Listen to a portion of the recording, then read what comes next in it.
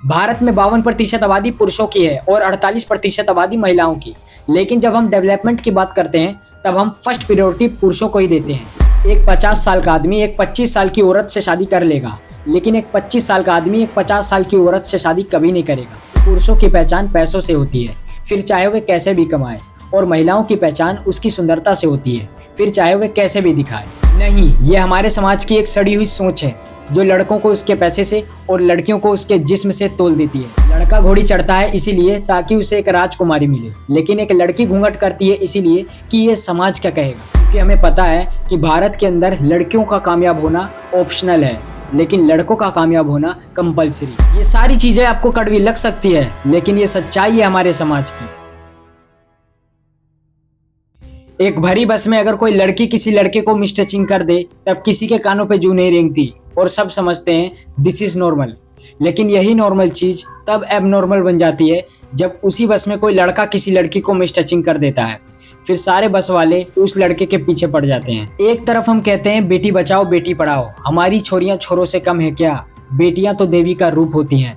तो मैं उन लोगों से यही पूछना चाहूँगा, अगर वाकई में तुम्हारी छोरियां छोरों से कम नहीं हैं तो तुम अपनी छोरियों की शादी उन छोरों से क्यों करवा देते हो जो तुम्हारी छोरियों से ज्यादा कामयाब हैं। यानी कि इसका मतलब सिर्फ यही है कि या तो तुम अपनी छोरियों को आगे बढ़ने नहीं देते या फिर तुम्हारी छोरियां खुद नहीं आगे बढ़ना चाहती और बस यही सोचती हैं कि हमें एक कामयाब लड़का मिले ताकि हम उसे अपनी सुंदरता के जाल में फंसाएं और बाद में उसके साथ ब्याह रचाएं। ये सारी चीजें आपको कड़वी लग सकती है, लेकिन ये सच्चाई है हमारे समाज की। जब हम लड़की देखने जाते हैं तब हम ये देखते हैं कि लड़की गोरी है कि नहीं, लड़की के संस्कार अच्छे हैं कि नहीं, लड़की थोड़ी बहुत पढ़ी लिखी है या उसे खाना बनाना आता है कि नहीं। लेकिन ज्यादातर यहाँ पर कोई ये नहीं पूछता कि लड़की क्या काम करती है, लड़की के पास खुद की कितनी प्रॉपर्टी है, या फिर लड़की के पास उसकी सुंदरता के अलावा कोई और टैलेंट या स्किल है कि नहीं। और हम बेटी बचाओ बेटी पढ़ाओ की बात करते रहते हैं क्योंकि हमें पता है कि भारत के अंदर लड़कियों का कामयाब होना ऑप्शनल है, लेकिन लड़कों का कामयाब होना कंपलसरी। अब यहाँ लड़कियों के इस हालात के कारण सिर्फ उनके परिवार वाले या फिर वे खुद नहीं हैं,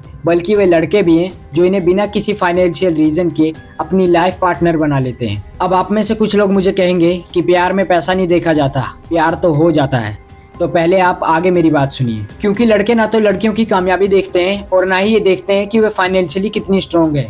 बस इन्हें यही दिखता है कि उनके संस्कार अच्छे हैं कि नहीं, उन्हें खाना बनाना आता है कि नहीं, या फिर उनकी सुंदरता परियों जैसी है कि नहीं। तो मैं उन लड़कों को यही कहना चाहूँगा कि जितनी दरिया दिली तुम जिन लड़कियों पे ऐसे दिखाते हो, अगर उन्हें शादी से पहले तुमसे कोई बेहतर लड़का मिला होता तो वे तुमसे नहीं उससे शादी करती, फिर चाहे तुम कितने भी ज़्यादा अमीर होते। तब तुम्हें पता चलता कि इनके संस्कार कैसे हैं, लेकिन तब तक तो बहुत देर हो चुकी होती है। अब दोस्तों, हमारे समाज में कुछ लोग कहते हैं कि लड़के गोरे या काले नहीं होते, लड़के सिर्फ अमीर या गरीब होते हैं, या लड़कों की खूबसूरती सिर्फ पैसा होता है। तो मैं उन लोगों से सिर्फ यही पूछना चाहूँगा, तो फिर क्या लड़कियों को पैसा नहीं कमाना चाहिए, या फिर भगवान ने मेल एंड फीमेल के माथे पर लिख के भेजा कि अगर वे मेल है तो वे खूबसूरत तभी होगा जब वे पैसा कमाएगा, और अगर वे फीमेल है तो वे खूबसूरत तभी होगी जब वे अपना चेहरा चमकाएगी।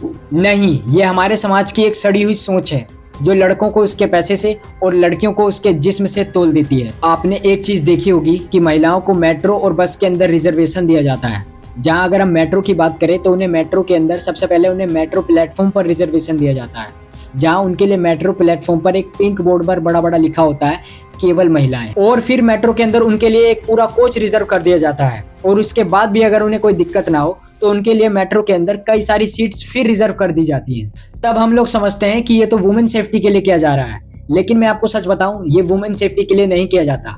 ये इसलिए किया जाता है ताकि आज के दौर में भी लोगों को पता है कि महिलाएं पुरुषों की अपेक्षा कम सक्षम है, या फिर महिलाएं पुरुषों की अपेक्षा कम एफर्ट डालती हैं, या उनके अंदर पुरुषों की अपेक्षा कम डेडिकेशन होता है। और फिर बाद में महिलाएं भी ये सोचती हैं कि ये तो हमारी राइट्स हैं, इसे हमसे कोई नहीं छीन सकता। एक 50 साल का आदमी एक 25 साल की औरत से शादी कर लेगा, लेकिन एक 25 साल का आदमी एक 50 साल की औरत से शादी कभी नहीं करेगा, क्योंकि हमें पता है कि पुरुषों की पहचान पैसों से होती है, फिर चाहे वे कैसे भी कमाए, और महिलाओं की पहचान उसकी सुंदरता से होती है, फिर चाहे वे कैसे भी दिखाए। भारत में 52% आबादी पुरुषों की है और 48% आबादी महिलाओं की। लेकिन जब हम डेवलपमेंट की बात करते हैं तब हम फर्स्ट प्रायोरिटी पुरुषों को ही देते हैं, क्योंकि भारत के अंदर गवर्नमेंट या प्राइवेट सेक्टर के वर्किंग प्लेस पर पुरुषों की संख्या महिलाओं की तुलना में ज़्यादा होती है, क्योंकि हमने महिलाओं को तो खाना बनाने, घर संभालने और बच्चा पैदा करने के लिए रखा है।